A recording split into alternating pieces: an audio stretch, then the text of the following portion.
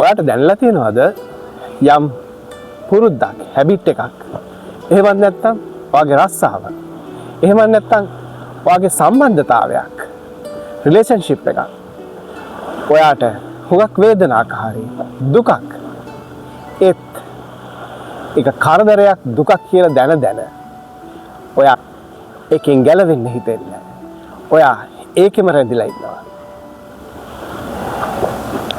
මේකට විද්‍යාව අනුව කියනවා කොම්ෆර්ට් සෝන් එකට ඇබ්බැහි වීම කියලා. අපිට යම් රිලේෂන්ෂිප් එකක් හෝ අපේ වෙනත් දෙයක් අපට දුකයි කියලා දැනුණත් අපි ඒකම රැඳිලා ඉන්නවා.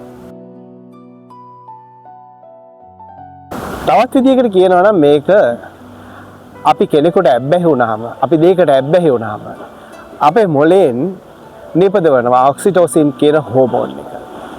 මේ හෝමෝන් එක මගින් අපට අපේ දුක හිතෙන ඇබ්බැහි වීම පුරුද්ද අපට ආරක්ෂාවක් වගේ දැනෙනවා.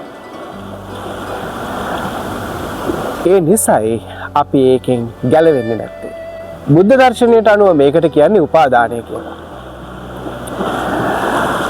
අපි යම් කිසි දෙයක් දුකයි අනියතයි කියලා දැන අපි ඒකම බදා ගන්නවා. අපි ඒකෙන් ගැලවෙන්න උත්සාහ කරන්නේ නැහැ. අපි මේකෙන් ගැලවෙන්න නම් අපි අපේ ආධ්‍යාත්මය ශක්තිමත් කරගන්න ඕන. අපේ හිත හයිය කරගන්න ඕන. අපි වෙනස් විදිහකට හිතන්න ඕන. අපේ ජීවිතය ගැන නැවත සලකා බලන්න ඕන.